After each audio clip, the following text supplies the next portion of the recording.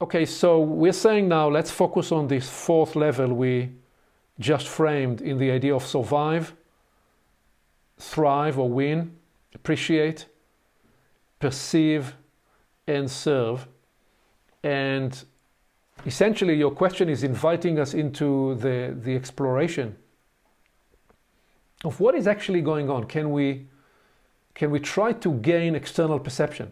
Gaining external perception is not so easy because we are so much, first of all, inside ourselves, and secondly, we are surrounded and crowded by the noise of the media, and it's not so easy to develop a perspective that's not influenced by the general noise of what surrounds us. So we started addressing a simple framework 3 or 4 weeks ago, round about the beginning of March, when we had our first conversation on this, and we suggested then that we look at 3 different processes. That there is the coronavirus epidemic, that there is the economic epidemic, and that there is the fear and panic and anxiety epidemic. And we suggested that the second and the third were likely to become more long-lasting and will carry greater impact than the coronavirus itself. And that in actual fact, what's happening in the second unfolding story is something that we were waiting for a perhaps long time, certainly for several years, and that the coronavirus occurrence was simply a trigger for something that was in the system and was waiting to happen for quite a while. And what I propose is that we inquire, why was the coronavirus a perfect trigger to this perfect storm that we are now experiencing in the global economy and global society? And then ask even deeper, what is it that we can understand and appreciate about this change that's unfolding now? And how will those perspectives and insights guide us so that we are better prepared? So again, this is where the beauty is. If you do level 4 of this Maslow pyramid, where we said you perceive better, you can also climb down the ladder back to level 1 and level 2, which is to survive and to thrive and be more effective, because you bring into it now greater perspective and perception that will guide your action in a better way. So, okay, so let me ask this question. What is it we understand about this global crisis? What is the meta-crisis that's unfolding? What is causing it? What is it that we're seeing in this global event? And because, see, if you look just for a minute at the coronavirus level of this experience, if you think about the World Health Organization, they were like a little critter walking down on the beach when a huge tsunami wave was heading to shore. I mean, it was totally unequipped, totally inadequate in terms of response. And what we are seeing that there is a bigger process that's unfolding, and that absolutely nothing in the global system was ready to address, ready to meet, ready to contain that event. Here is a way to think about it. So imagine that you have a pain in your right foot. Okay, so now let's say you're sitting now, but let's say you get up and you need to start walking around. Your body will organize to contain and manage that pain. Mm-hmm. But what we have is a global event where there is no global system, there is no global body that is orchestrating to respond and meet or contain the kind of set of challenges that we're facing. And the question to reflect on is, why is that the case? What is actually happening? And what can we perceive and understand about this process? So what comes to mind when I frame these questions? I know I'm hitting you with big questions, but why are we perfectly incapable, that is, as the global human body, to respond to the challenge? Whereas if you think about if I need to scratch here, there is no problem for my body to orchestrate itself and bring the other finger and scratch there. But that's not the current situation. If you look at the global situation, the planet, humanity, as a body, we don't seem to be able to coordinate, even to bring two hands together.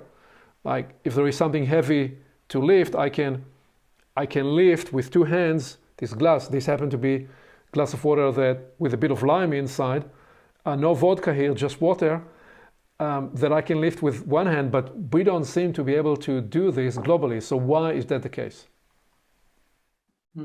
Maybe because we don't act like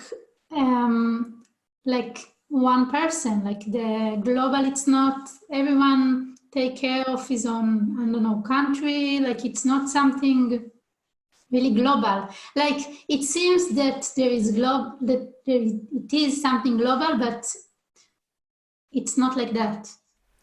You're absolutely right. I mean, we did talk last week about this idea that this is the first personal global event of its kind. Mm-hmm. But you're absolutely right. We are not a one body. We're not able to respond to it as a one orchestrating body. But what else? The first thing that came to my mind was the fact that in order to survive, we have to collaborate.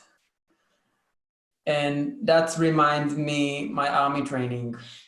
When they give us, like, when we started as a small team, and they gave us all these tasks that you have to collaborate in order to succeed in the task. Like you have to go over kind of between a net of a rope, and you can only do it if everybody collaborates with everybody.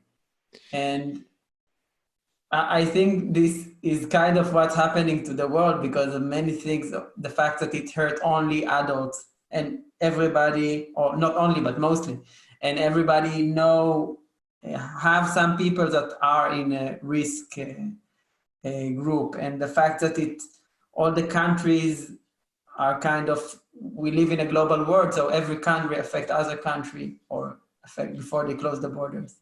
But the fact is that we don't seem to collaborate. In fact, one country sends an aircraft with supply to another country, and it makes a landing to refuel in another country in the middle, and that country in the middle decides to take over the supply because it renders that supply to be mission critical for the country. So that's the opposite of collaboration. But that's not the problem, that's a symptom of the problem. What we are seeing, and you're absolutely right, you actually skipped 2 or 3 steps, you already are talking about the solution, but we are trying to stay with this level of trying to analyze what is going on so that we can perceive in a better way the range, the scale, the scope of the challenge. And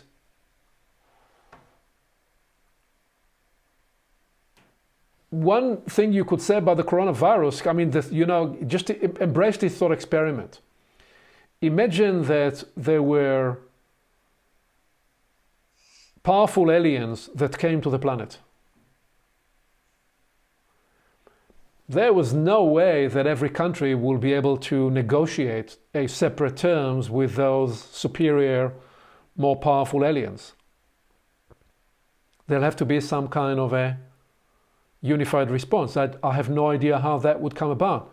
But what I'm suggesting that in that thought experiment, the coronavirus you could view to be that alien species that entered the planet and we're grappling with and struggling with. We don't seem to be very effective in the way we coordinate our response. Mm-hmm. So what we now ought to do is try to understand why. Why is there such a crisis of response, and why is the system so ill-equipped?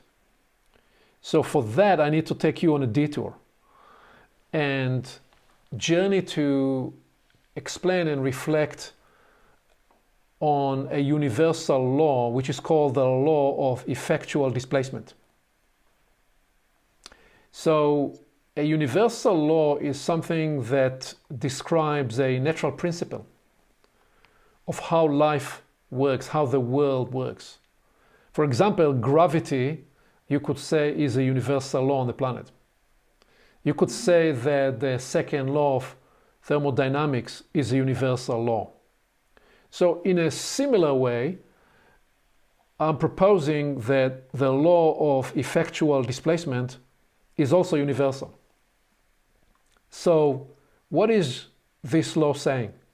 Well, it says that every living organism is potentiated to its higher efficacy and even highest efficacy through a source outside of itself, inside the ecosystem it arises in. That is in the first place where every living organism is potentiated.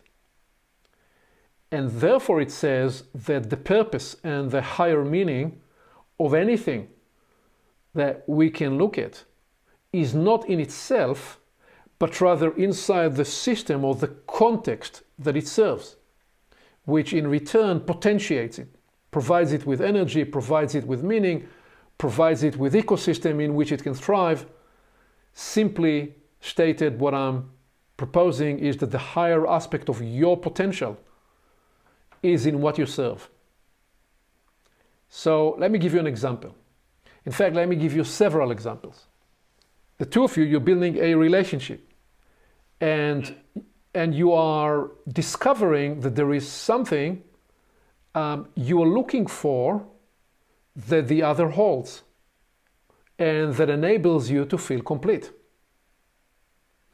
And that is one expression, one example of the law of effectual displacement. The fact that you need each other. A simple relationship of two people where we need each other is an expression of the law of effectual displacement. On your own, you do not feel complete. So you seek the other person. And okay, so somebody will say, sure, you're talking about intimacy, you're talking about love, you're talking about the joy of being together. Yes, I'm talking about all those things and more, because there is something bigger that is more than whatever you'd be able to analyze in a reductionist point of view to the individual parts. And I'm saying, therefore, that the law of effectual displacement is the foundation of all healthy, robust relationships. And sometimes and often is also at the foundation of not so healthy relationships, but we'll talk about that some other time. So that's example one. Here is a second example and expression of this, which probably will make it even more concrete, coming back to the human body. So the purpose of the heart, what is the purpose of the heart? The purpose of the heart is not to serve itself.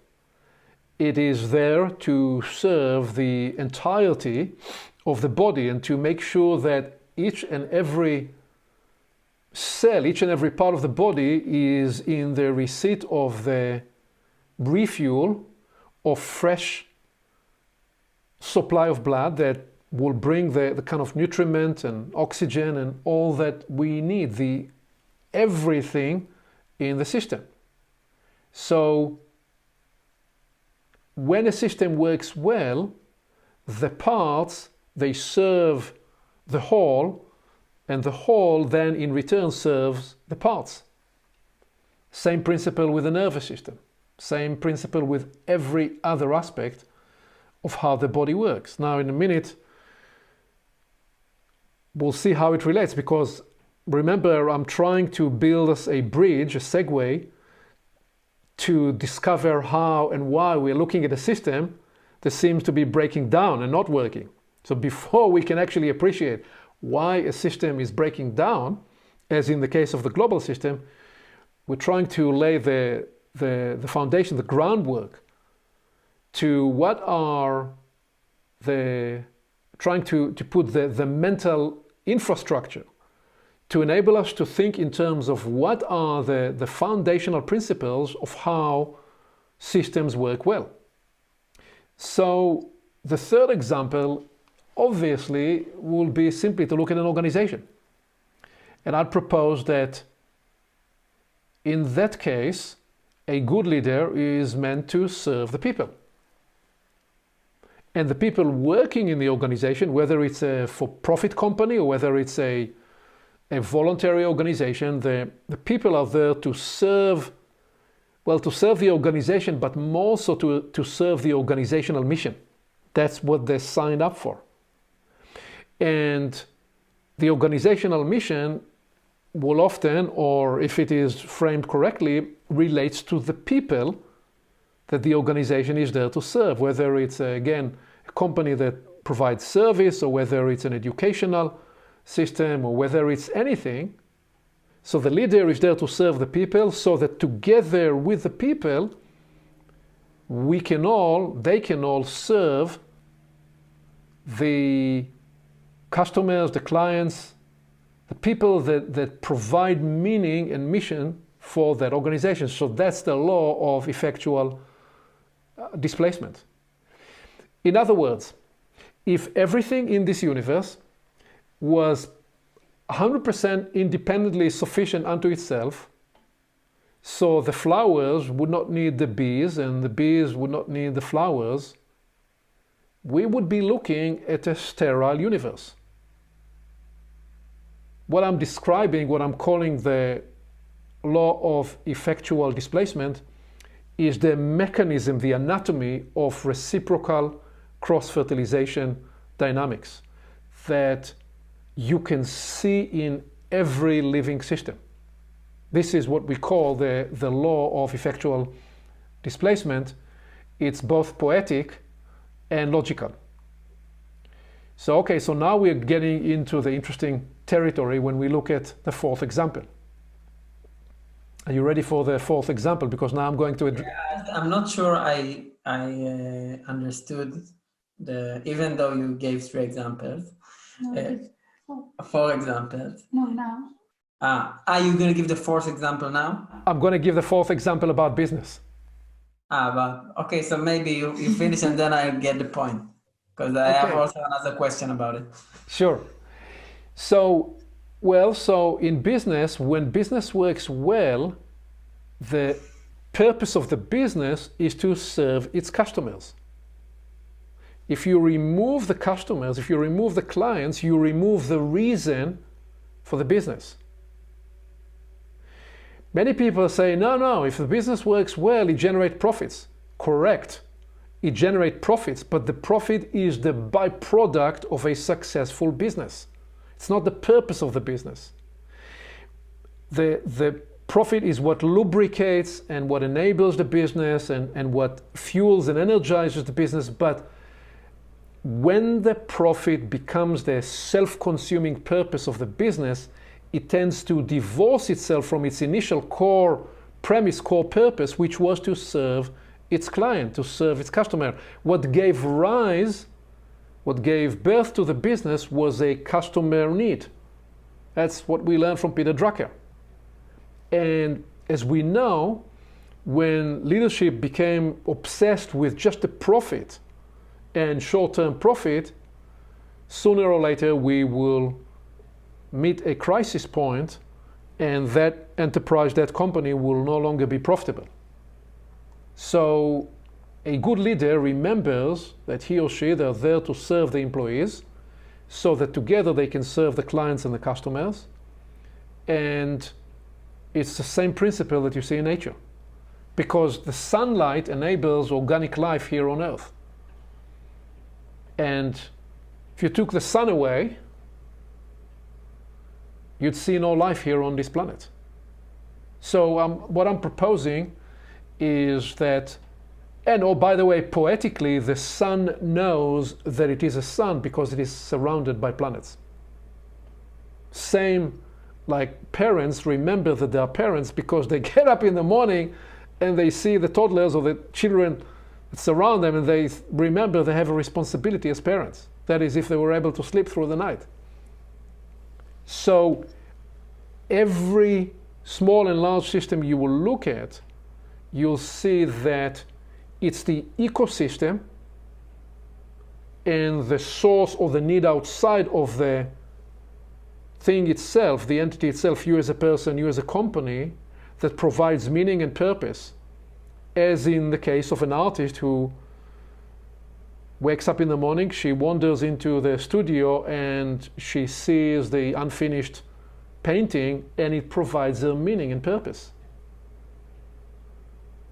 The author, he gets up in the morning and the character that he was developing in the last few days makes the next move, so he needs to sit and write the next move. So in all of those cases, the need, the driving, the potentiating need is outside of the person or outside of the system or in the broader ecosystem that you as an individual or you as a family or you as a company operate in, the broader, larger society. What I'm describing is economy 101, is poetry 101, and is the source of all romance and all innovation. Because remember, and you are involved with an innovative company and an endeavor, innovation occurs when we recognize an unmet, unaddressed need, including a future need that we couldn't imagine yet, and somebody is able to develop a novel solution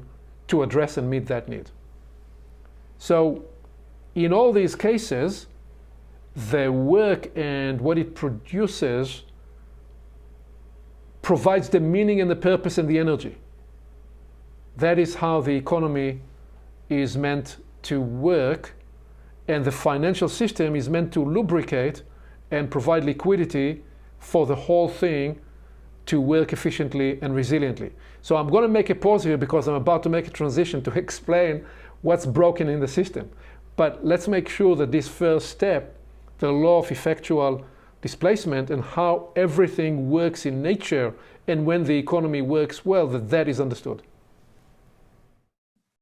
I think the last few examples were more clear to me. I'm just trying to understand if this is what define, let's take me. So I'm defined by the things I'm serving or relating to, or that's what gives me purpose? What is exactly the meaning of? Well, you answer your own question. It depends how you choose to look at it. You are free to define the purpose you want to serve. For you to realize the purpose you want to serve, you sooner or later be surrounded with a system in which that purpose can be realized and expressed. This is what's behind the idea that personal development as an endeavor begins with you and ends with everybody else. Because if you will tomorrow be the most enlightened person in the world, and you bring new insights and teachings that we all need to internalize and appreciate, then it will become useless if you are hidden in a cave and nobody get to know about you. So I'm not proposing, you're trying to grasp it in your brain, and I'm trying to encourage you to assimilate it in your process and in your mind rather than brain it. rather than put it in a box of what defines what. In the process of reciprocal cross-fertilization, it actually happens like a double helix that goes up like that. So in every phase, in every cycle, one side offers a feedback loop that defines the other side. Now the other side begins to develop a new sense of purpose and meaning, and out of that new sense of purpose and meaning, it is able to bring online a whole new level of service and solution. And what that does is it potentially re-architects the environment. Now that the environment emerged to a higher level of expression and possibility, then it provides a next possible elevation to the actors playing in that theater. So you're talking about something that is reciprocal, and the illusion of the super billionaires of the world that they actually created, the prosperity that they fully enjoy out of is incomplete. I am not joining the socialist left bashing of billionaires, because those are brilliant people that made a unique contribution. Often, not all of them. But also the other end of the continuum is so misguided and is so crazy to think that you have those wealthy individuals that they actually were able to purely create that extraordinary value on their own. No, they were able to create this value because of the system, the ecosystem that they were able to operate in, especially over the last 20, 30, 40 years. And they're actually part of the problem now that I'll get to explain in a minute. So, and they can also be part of the solution. They can surely be part of the solution. So, the last thing we said, are we okay with that? Yeah. Okay. So what we're saying is that the financial system, when the economy works well, the financial system is designed to enable the economy, to provide liquidity and to lubricate the economy so that people that address needs are able to operate on a global scale and operate in an efficient way and operate with resilience. So what has happened? Well, what has happened is that over the last several decades, you could probably trace it to at least 40 or 50 years, early 70s, late 70s, what happened was that increasingly the financial sector, again, by the law of effectual displacement, was designed to serve the economy, reversed the flow. That got accentuated through the 90s, and then as we headed into the early 2000s. What happened was that the system got reversed, and the financial sophistication and the instrumentation that was developed in financial instruments that were developed in Wall Street and such, they reversed the flow. And instead of the financial system serving and banks serving the economy started serving the financial system, became subservient to the financial system. And it's the same thing about government. Let's keep government out of that for a minute, to just stay with one thing. It's probably, the answer is yes, but let's just take it one at a time. Yeah. Let's just take it one at a time. So the 2008 financial crisis occurred because the system was already locked in that distorted imbalance. But the way they ultimately addressed the issue was that they made the problem bigger rather than smaller. So instead of the crisis addressing the distortion, the policies that were enacted made it, there were those entities that were too big to fail at the time. Well, guess what? They became a lot bigger. So what we are saying in this, from this point of view, is that when human systems work right, when human economic systems work right, they mimic, they emulate the natural principles, they emulate the economy of nature. But when they are captured by extractive forces, by extractive and cancerous forces, which means instead of serving the ecosystem that they were, in which they arose in the first place, they serve themselves, the risk is, by the way, for those entities that they then become like vampires. Every vampire knows that its risk is that it in the end becomes its own food.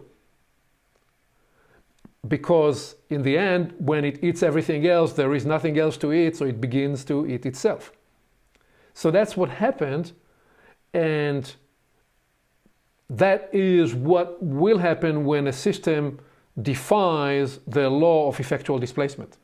Because again, the law of effectual displacement, what it proposes and what it shows is that actually you serve yourself best, we serve ourselves best by serving the ecosystem that provides us sustenance. You have a successful company because you provide truly needed service. And as long as you provide true, effective, powerful service, one that addresses customers' needs in a way that's more effective than anybody else, you have a right to exist and thrive and make a lot of money. Nothing wrong with that. That's delicious. That's fantastic. The problem is, what happens is that when the system distorts and becomes too defensive to protect its own power, then the people in power or the entities that are at the top of the hierarchy, they twist and turn and distort the system then gets locked in kind of a stagnating, arresting power, which we call a stop situation. When a system enters a stop situation, it blocks novelty, it blocks creativity, it blocks emergent innovation, it blocks renewal and resilience. So the result is the crisis that we are experiencing now.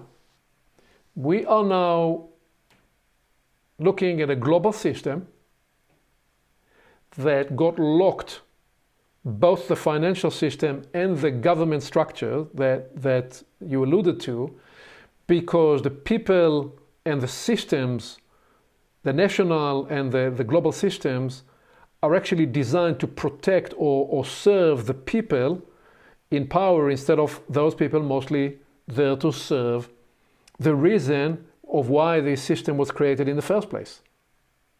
That's why I suggested on our last call that